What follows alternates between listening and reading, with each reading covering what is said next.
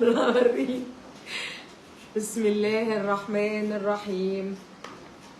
لا اله الا انت سبحانك اني كنت من الظالمين.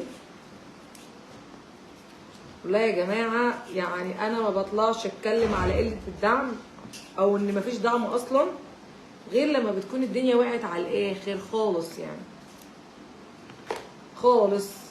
يعني انا لسه دلوقتي متصله ببتاع الخضار، لسه متصله حالا ببتاع الخضار عشان يجيب لنا شويه الخضار دول، قوطه وبطاطس وخيار وفلفل وجرجير اهو، بصوا، وليمون وطماطم وفلفل وخس وجرجير.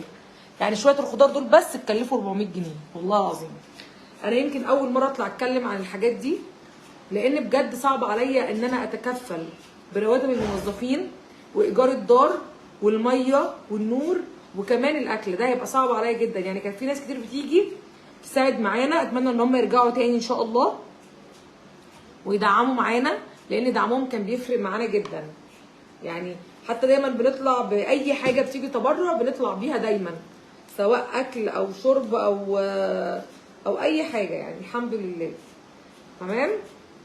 فاحنا قلنا بقى النهارده هنعمل لهم بطاطس، نعمل لهم بطاطس محمره وجنبها خضار، لان ده يعتبر يعني اقل امكانيات ممكن نقدمها. دي فريزر ولا في فراخ ولا في لحمه ولا في سكر ولا في زيت ولا في، يعني حتى الرز كمان يعني قرب يخلص. فاتمنى ان الناس تشارك معانا وتدعم معانا. ما بطلعش اتكلم غير لما الدنيا بتقع خالص، والناس اللي موجوده هنا دي احنا كلنا مسؤولين عنها امام الله. الناس اللي موجوده في دار زهره مصر، يعني الاول انا كنت بدفع ايجارات شهريه كل شهر، كنا بنساعد اسر كتير جدا. لما الدعم قل وما بقاش فيه دعم، بقينا وقفنا مساعده الاسر المتعففه، ووقفنا ان احنا كمان نوزع حاجات، وقفنا حاجات كتير جدا، بقينا بنساعد الدار بس. دلوقتي الدنيا وقعت معانا خالص. الايجار 21600 ايجار الدار، رواتب الموظفين، شركه الامن، الدكتور النفسي، الاخصائيه الاجتماعيه، كل الحاجات دي بفلوس يا جماعه قد كده. ولا حد كان بيجي يقول لي خدي رواتب موظفين، ولا حد بيدفع لي رواتب موظفين، معلش.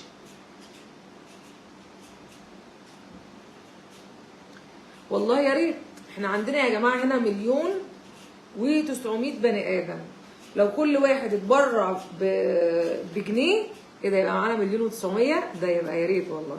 ده احنا مش هنساعد الدار بس، ده احنا ممكن نعمل دار تانية. صح ولا ايه؟ نعمل دار تانية والله. هاتيلي بقى طبق تاني بعد اذنك اقطع فيه الطماطم. تمام. الواحد بيسعى كل السعي ان هو يعمل حاجه كويسه. محتاجين الايادي تقف معانا، محتاجين الناس تقف معانا، محتاجين مساندتكم يا جماعه، محتاجين مساندتكم معانا. يعني انا بجد تقيل قوي على قلبي ان انا اطلع اقول لحد ابعتوا حاجه، لان انا دايما بعتمد على فيديوهاتي ان انا اطلع لايفات، ان انا اطلع فيديوهات. بس انتوا شايفين اصلا الصفحه عندي بتتكلم. نسبة المشاهدة أي فيديو عندي ما بيعديش غير 100,000 مشاهدة بالعافية، ده لو عدى أساسا. تمام. مفيش مشاهدات أساسا. الفلوس بتيجي قليلة جدا. هتيجي للإيجار ولا الرواتب ولا الأمن ولا إيه؟ ولا إيه بالظبط؟ وكل اللي بقوله يا جماعة هاتوا الحاجة بنفسكم وتعالوا قدموها هنا في الدار، يبقى كتر ألف خير. يبقى كتر ألف خير. بس احنا بنحاول نعمل اللي علينا امام ربنا سبحانه وتعالى. بخلي بالك عشان في حتت هنا عايزه تتقطع في البطاطس.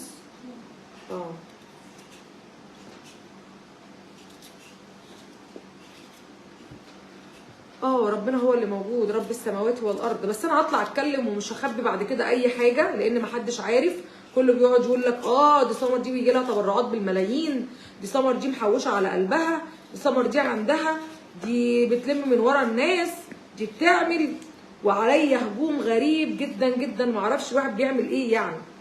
وانتوا عندكم دليل ان انا بلم فلوس الناس وباخدها في كرش مثلا؟ لا. وبسمع كمان كومنتات غريبه قوي، واحد يقول لي ما انت بتاكلي اكل النزلاء. يعني انا هاكل اكل 29 نزيله؟ يعني انا لو بقعد اكل معاهم، يعني مثلا نقول ان انا باكل معاهم، هنفرض هاكل وجبه، يعني بطني دي هتستحمل ان انا اكل 29 وجبه؟ يعني ازاي؟ ايوه ما انت بتاكلي اكلهم. باكل اكل ايه؟ هاكل اكل الناس دي كلها ليه يعني؟ ده بتقف طول النهار تعمل الاكل. تعالي والنبي قولي، تعالي قولي، تعالي قولي بتقولي ايه؟ تعالي. والله العظيم بتقف طول النهار تعمل الاكل، وبعد كده المغرب بيبقى بيأذن وتمشي تقول انا هروح افطر مع عيالي في البيت، لا اما تقعد النهار برضه بتشرب ايه ازازه حاجه ساعه تبقى تجيبها من السوبر ماركت. الحمد لله يعني الحمد لله نهائيا. الحمد لله. ممكن كنت شهاده تاكل من كيكايه العالم. طول النهار، كيكايه وواحد بيبسي من السوبر ماركت. لا وانت بتاكلي اكل النزلاء، مش انت بتبقى قاعده معاهم يبقى انت خالص بتاكليه. خالص والله. يعني انا بستغرب جدا جدا بصراحه كم الحاجات. ليه؟ يعني انتوا شفتوني مثلا ماسكه العلب عماله اكل فيها، الاطباق باكل بنهش فيها يعني ولا ايه؟ الحمد لله الله الغني. ده انا بجيب حاجات كتير من معايا اصلا لا يعلمها غير ربنا سبحانه وتعالى، لا يعلمها الا الله سبحانه وتعالى. بتقولي ايه؟ تقفي على حلو طول اليوم في المطبخ وما بتعمليش اي حاجه ما تحطهاش في بقك، مش بتدوقي الاكل حتى ما بتعمليه. الحمد لله ربنا شاهد ومطلع على كل شيء. ربنا شاهد ومطلع. وساعات والله العظيم ممكن اغصب على نفسي واقعد اكل معاهم عشان اكبر خاطرهم. عايزه اقول لكم لا، عشان برضه اقول الحق بما يرضي الله، الحاجه اللي باكل منها هو الفسيخ، بس ببقى باكل فسيخايه، يعني هي فسيخايه بس بتكفيني. يعني مثلا لو ممكه بعتت لنا فسيخ ولا حاجه باكل منه معاهم، وباكل واحده بتشبعني وباكلها من غير عيش كمان. يعني انتوا كذا مره حتى شفتوني انا باكل الفسيخ باكله من غير عيش، قعدتوا تقولوا لي ايه ده؟ ناس كتبت لي في الكومنتات الفسيخ كليه بالعيش. انا يا جماعه اصلا ما بقدرش اكل يعني كتير كده او اكل عيش وكده، ما بقدرش اصلا، معدتي ما تستحملش الكلام ده.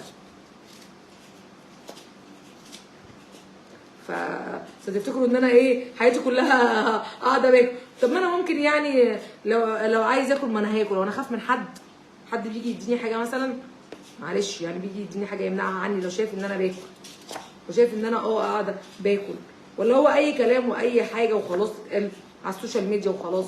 سمر زفته، سمر بتاعت شو، سمر نيله، ما بتاعت شو بعمل ايه؟ بطلع اقول لكم اخبار كاذبه؟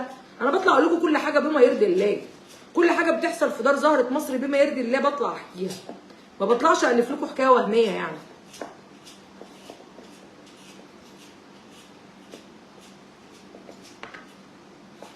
مش بروح بيتي خالص، لا بروح بيتي وبعمل اكل في بيتي وبساعد.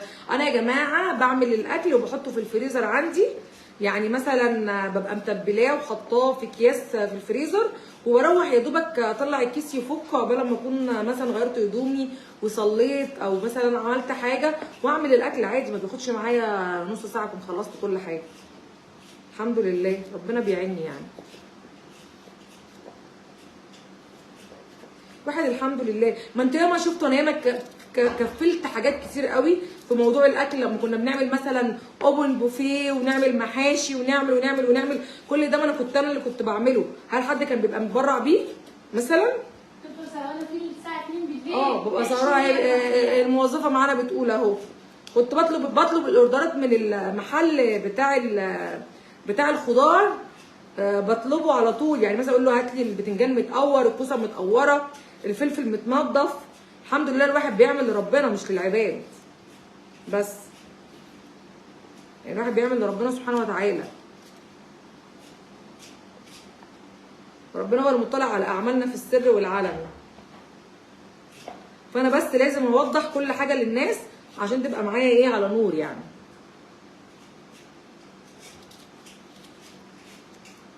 لا اله الا الله محمد رسول الله.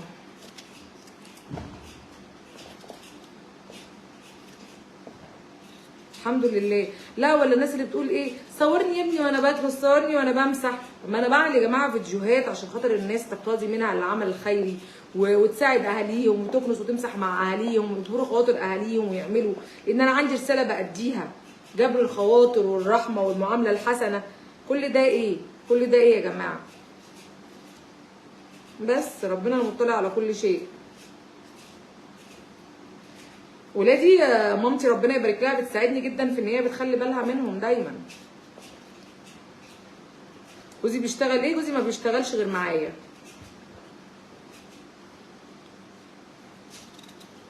ماسك لي السوشيال ميديا، ماسك لي اعمالي كلها، بيرد على التليفون، بيعمل شغل يكلف ملايين، بيعمله هو ببلاش لوجه الله تعالى. يعني النهارده معلش جوزي لما هو يرد على التليفون وهو يخلص الاوراق الرسميه اللي قاعد مع افراح لحد دلوقتي بره، لو جبت اي حد من بره عشان يقف مع افراح يخلص لها ورقها هيقول لي في اليوم مش اقل من 2000 جنيه. هو ده بيعمله لوجه الله، قاعد معاه لحد دلوقتي بره عشان يستلم الوثيقه بتاعتها. او اي واحده بيعمل لها بطاقه، لما نجيب واحد من بره يعمل بطاقه ولا يعمل اي اوراق هياخد كام؟ هياخد فلوس قد كده. لكن كل ده احنا متبرعين بوقتنا ومجهودنا لوجه الله الواحد الاحد.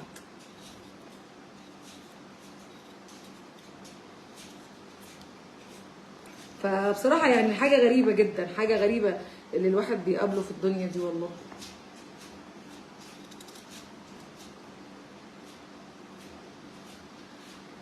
ايه انا مش شايفه الكومنتات، بحاول ان انا اشوف ارد عليه.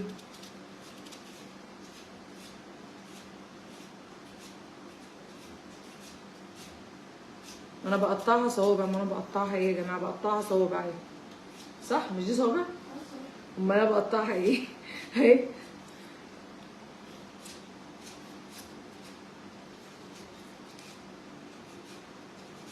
احنا اولادي عايشين من الهوا؟ لا، ما انا قايله 100 مره ان انا ارباحي باخد منها جزء اعيش بيه واعيش بيه من بيتي في بيتي. هو سر؟ طب ما كل الناس عارفه الكلام ده وكل اللي حواليا عارفين الكلام ده. هو سر يعني؟ ده ارباح اليوتيوب واقفه بقالها 3 شهور عشان التعديلات بتاعت الضرايب بتاعت اليوتيوب. واكيد ده مشكله اصلا وارده على ناس كتير جدا معروفه على مستوى الجمهوريه.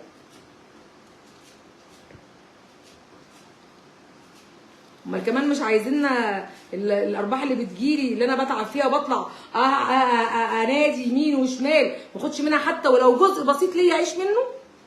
ده يا دوب اقل القليل، معلش مش باخده حتى اطلع بيه رحلات ومطاعم وكافيهات كلها وهبتها لدار زهرة مصر وباخد جزء منها بسيط جدا اعيش بيه.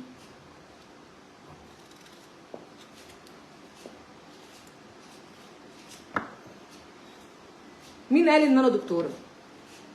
والله الناس هي اللي بتقول لي يا دكتوره، وانا متلقبه من منظمه حقوق الانسان واخده شهاده تكريم من منظمه حقوق الانسان بدكتوره الانسانيه. حتى لسه دلوقتي قايله في مشروع التخرج، عندي بنات بره بيعملوا مشروع التخرج، ربنا يبارك فيهم ويديهم الصحه يا رب، جايين من بنها عشان يعملوا مشروع التخرج هنا في دار زهرة مصر.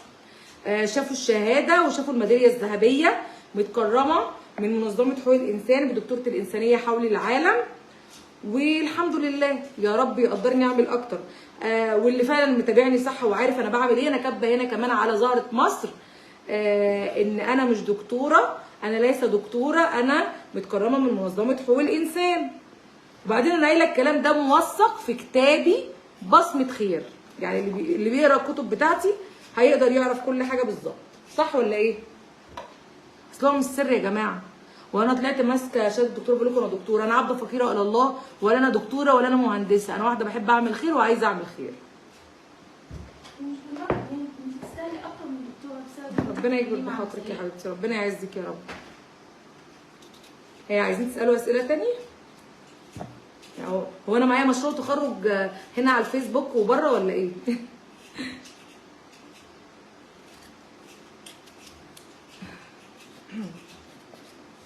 ده انا والله العظيم بشوف ناس ما بترضى تخدم حتى قرايبها ولا اولادها ولا اخواتها ولا قرايبها حتى، والحمد لله الحمد لله ان في لسه ناس اصلا بتعمل خير في الدنيا دي، لان انا بتحارب كتير جدا وكل حاجتي بتقف ومع ذلك كملت ولا كليت ولا مليت.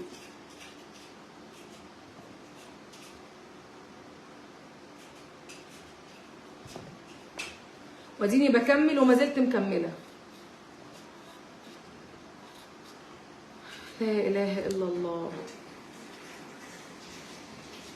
اتمنى ان الناس تدعم معانا، محتاجين دعمكم يا جماعه، اللي يقدر يجيب حاجه يساعد بيها في دار زهرة مصر. احنا كل اسبوع بنجيب علاجات للنزلاء بفواتير. الخضار احنا عندنا فواتير لا حصر لها بالشهريات كده، الشهريات الفواتير عندنا. تمام.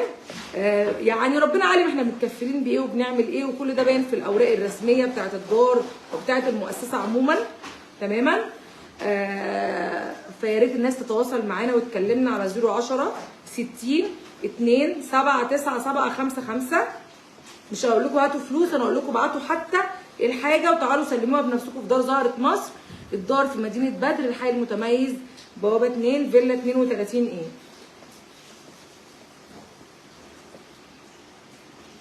يا رب كله في ميزان حسناتنا. عايزه اقول لكم انتوا بتكلموني دلوقتي جاي لي اشاره اهو، محمد باعت لي صوره الوثيقه بتاعت افراح، الحمد لله تمت بخير، اللهم لك الحمد.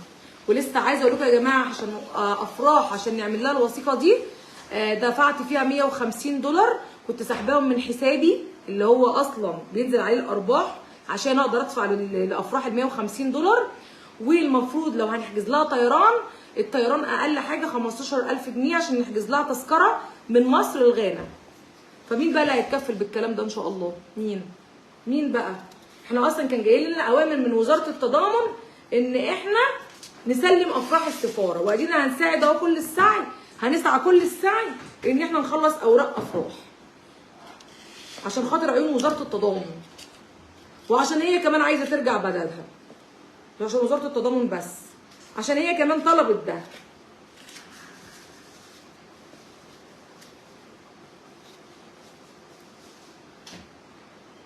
لا اله الا انت سبحانك اني كنت من الظالمين. يا جماعه ده انا في ناس بتطلب الحساب الخاص بتاعي عشان يبعتوا عليه تبرعات وانا برفض. ناس اقسم بالله العلي العظيم بيقولوا لي ابعتي ويستر يونيون بتاعك او ابعتي الحساب بتاعك، وانا ما بعملش ده لان ده اصلا ضد القانون. وانا طالعه بقول اهو باعلى صوتي على البيج بتاعتي زهره مصر اللي هي فيها 1,900,000 وبيشوفني اكتر من ال1,900,000 دول بكتير.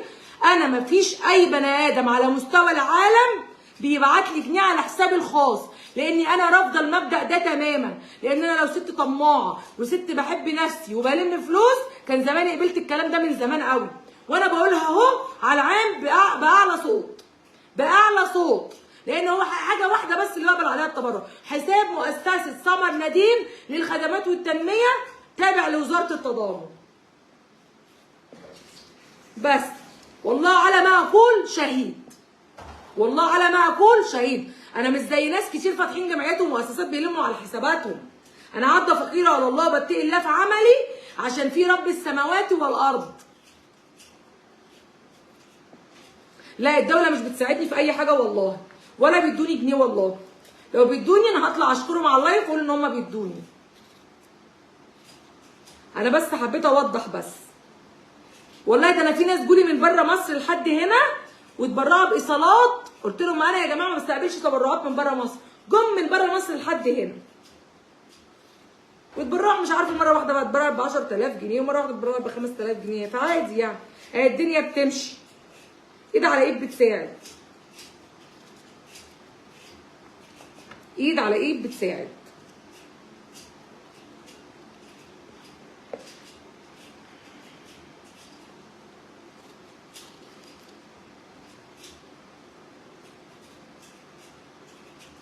الله المستعان فعلا على كل شيء، الله المستعان.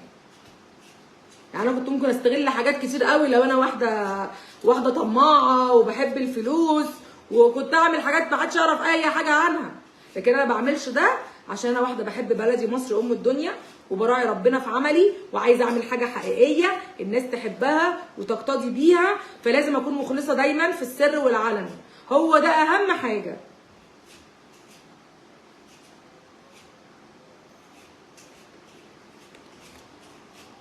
والله ما اعرفش في حد يعرف، ما فيش حد بيقدر يتبرع من بره الخليج يا جماعه، اللي عايز يتبرع يجي لنا مصر هنا بنفسه.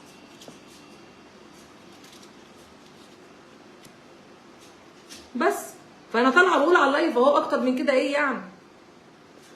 من صاحب الفكره ربنا سبحانه وتعالى هو صاحب الفكره.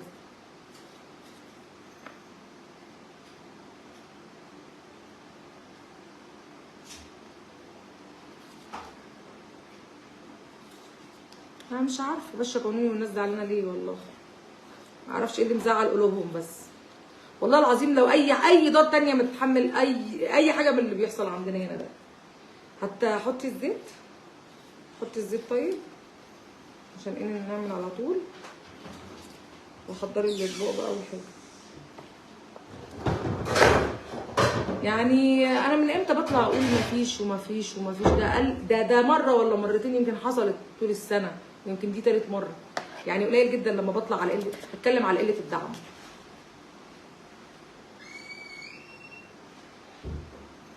سبحان الله، حتى في ناس تحسدك على عملك الانساني. يحسدوني على ايه والله؟ ولا اي حاجه. ربنا يرزقنا الاخلاص في القول والعمل يا رب، والناس تراعي ربنا في اهاليها، وما نشوفش حد في الشارع، ما يبقاش فيه وضار. يعني انا مثلا لو اهاليهم جم قالوا لي احنا هناخدهم، اقول لهم لا، ده انا هديها لهم واقول لهم يا ريت راعوا ربنا في اهاليكم وتتقوا الله في اهاليكم. والله يعني انا محبب ما عليا اشيل المسؤوليه. طب انا ممكن ابقى عايز اخلق ايدي من المسؤوليات. المسؤوليات صعبه وكبيره، انك انك تكوني شايله ارواح مسؤوله منك، وطول الوقت قلقانه عليهم، وطول الوقت دي تعبانه وخايفه عليها، وطول الوقت مش عارفه ايه. دي حاجات كبيره جدا يا جماعه، ما حدش يعرفها غير اللي عايش فيها. انتوا بتشوفوا الظاهر بس، يعني بتشوفوا معايا الحاجات الظاهره بس، فاكرين الحياه ورديه.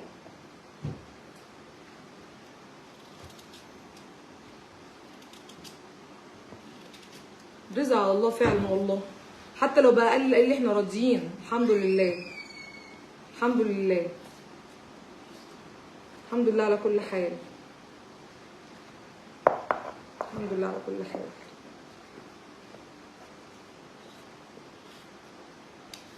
يا ريت يا جماعه تقفوا معانا وتساندونا حتى بان انتوا تشيروا الفيديوهات بتاعتنا، يبقى في ميزان حسناتكم.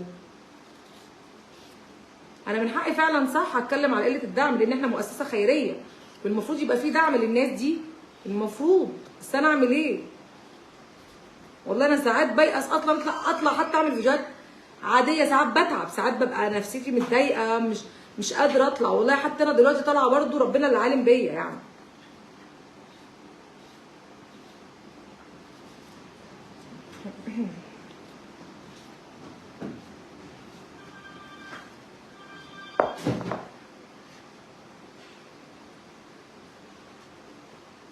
ده كمان عايز يتغسل اهو. تمام. ده بقى ايه؟ هنحط البطاطس دي لما الزيت يتعمل. حطيت الزيت. طيب ندخل بقى ايه، اطمنكم على النزلات.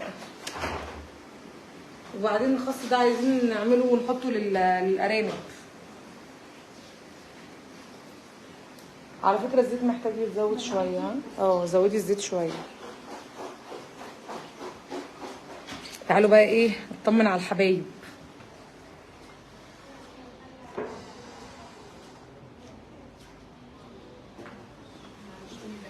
فين البنات؟ بنات الجامعه فين؟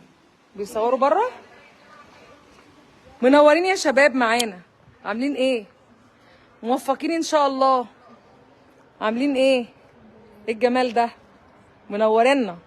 خلاص صورتوا الفيديو مع هلا؟ عملتوا بتسالوها لسه اسئله؟ عملنا لها البطاقه بتاعتها امبارح. والله بنعمل لهم البطايق بتاعتهم. صورتوا مع جليله ولا لا؟ جليله هي قاعده اهي. قولوا لي مبسوطين معانا؟ بجد؟ انتوا جايين طريق سفر بنها، ها؟ مشوار. منورينا. ربنا يبارك في صحتكم يا رب. صورتوا فوق غرفة الطبيب والعزل ولا لسه؟ صورتوا فوق غرفة الطبيب والعزل ولا لسه؟ لسه. عاملة ايه؟ اسمك ايه؟ منورة. وانتي؟ ما شاء الله عليكم. مبسوطين معانا؟ هلولة قالت لك ايه؟ ادلها شعرها كده. هي عاملة ايه يا هلولة؟ ايه الجمال ده؟ ده نسرين كانت لسه قاعدة معانا دلوقتي وعمالة تقول لي انا هبقى زعلانة جدا لما افراح تمشي، لان اصلا نسرين افراح هي اللي بتبقى قاعده معاها في غرفتها يعني، فقاعدين مع بعض في غرفه واحده، فيبقى زعل علشانها قوي. ايه يا سمسمه الجمال ده؟ الله، سمسمه بتلاقي نفسها لما تشتغل في التركو يا جماعه. بصي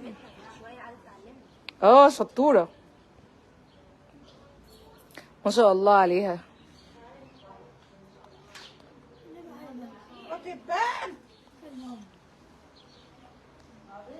ربنا يحفظهم يا رب. منوره يا ماما، انا جايه. منوره يا بطوطه حبيبتي. يلا اشوفكم على خير، واتمنى الناس تشارك معانا وتدعم معانا في الخير. نقفل بقى معاكم عشان هدخل. بتتكلموا في ايه؟ بتدبروها؟ طبعا هعمل لك والله. ماما خضرة، ايه الجمال ده؟ وانت كمان سلمي على الناس هنا، قول لهم عاملين ايه؟ اخباركم ايه؟ نحمد الحمد لله. حبيبتي لما بشوفك ببقى كويس. ازيك يا بطوطه؟ ايه، ما انا بعمل الاكل والله. حاضر. بتعملوا ايه؟ بعمله اهو. هتحطي الزيت؟ طيب ماشي يلا. حطيتي؟ حطي البطاطس. لا حطيها انت. حطيها وانا قاعده معاكي هنا. ضحى قاعده بره مع اسماء، ما شفتوهاش. يلا ربنا يحفظهم ويهديهم ويصلح حالهم جميعا. اشوفكم على خير وما تنسوناش من الدعاء. عايز ايه؟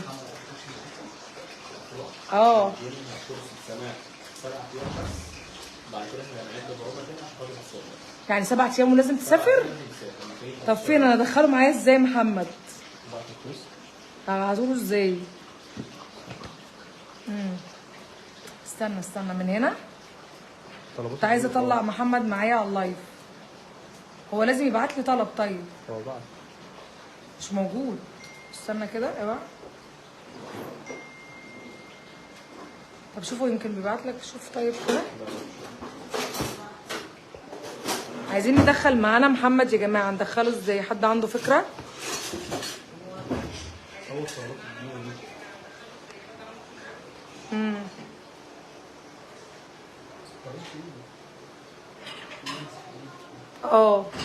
مش عارفين ندخله معانا. لما يجوا افراح بقى نطلع معاهم لايف.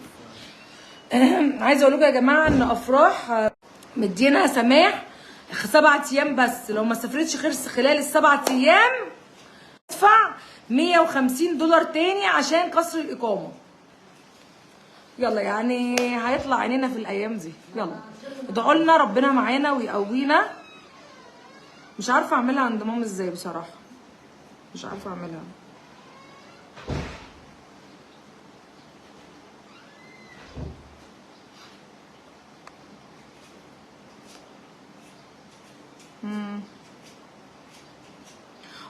اسبوع. محمد كاتب في الكومنتات اهو اسبوع بعدها بس وبعدها غرامه.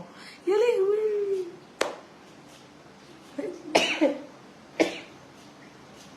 يعني انا كده هضطر كمان ان انا استلف الفلوس بتاعت افراح. مش كفايه الفلوس اللي استلفتها النهارده. يلا الحمد لله الحمد لله. ادعوا لنا يا جماعه بقى نقدر نساعد افراح على اعلى مستوى. احنا هناخد معانا مترجم اصلا واحنا معاه في المطار كمان.